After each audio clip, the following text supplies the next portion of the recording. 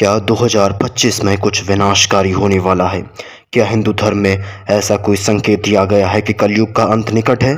क्या धरती पर प्रलय आने वाला है या यह सिर्फ एक मिथक है?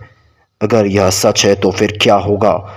आज हम इस गूढ़ रहस्य से पर्दा उठाने जा रहे हैं। इस वीडियो को अंत तक जरूर देखें क्योंकि आज आपको वे गूढ़ संकेत और भविष्यवाणियां पता चलेगी जो आपके रोंगटे खड़े कर देगी। कलयुग का आरंभ और उसका चक्र। हिंदू धर्म के अनुसार समय को 4 युगों में बांटा गया है। सतयुग, धर्म का सर्वोच्च स्तर, जो कि 17,28,000 वर्षों का था। त्रेता युग, 12,96,000 वर्ष। धर्म धीरे धीरे कम होता है। द्वापर युग में अधर्म बढ़ने लगता है, 8,64,000 वर्षों तक चला। और कलयुग अधर्म का चरम स्तर है, जो 4,32,000 वर्षों तक चल रहा है। कलयुग का आरंभ श्रीमद् भागवत महापुराण और अन्य ग्रंथों के अनुसार कलयुग की शुरुआत महाभारत युद्ध के बाद हुई थी, जब श्री कृष्ण ने पृथ्वी छोड़ दी थी। यह घटना 3102 ईसा पूर्व में हुई थी।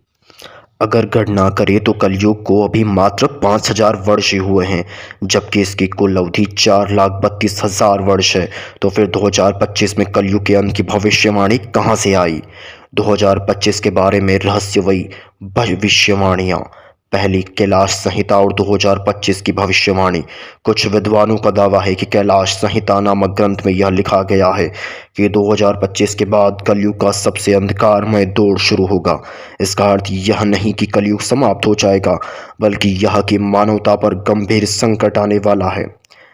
दूसरी प्रसिद्ध भविष्यवक्ता नास्त्रेदस ने भी 21वीं सदी में एक महान युद्ध और प्रलय की भविष्यवाणी की थी। यह कई लोग मानते हैं कि कलयुग के सबसे अराजक समय की शुरुआत होगी। पुराणों में लिखी गई 2025 की घटनाएं। कई हिंदू धर्म ग्रंथों के अनुसार कलयुग का सबसे भयानक चरण 2025 के आसपास शुरू होगा। इसमें प्राकृतिक आपदाएं, युद्ध, महामारियां और नैतिक पतन बढ़ जाएगा। क्या 2025 ही कलयुग का अंत है या बस एक नई शुरुआत? कलयुग का चरम चरण। हिंदू मान्यताओं में कली पुरुष को अधर्म का प्रतीक माना गया है। कहा जाता है कि जब मनुष्य पूरी तरह से पाप में लिप्त हो जाएगा तब कल की अवतार प्रकट होंगे। लेकिन सवाल यह है, क्या अब 2025 वह समय है? क्या कल की अवतार 2025 में प्रकट होंगे? कल की पुराण के अनुसार अगर यह सही है तो कल की अवतार के संकेत हमें अब दिखने चाहिए।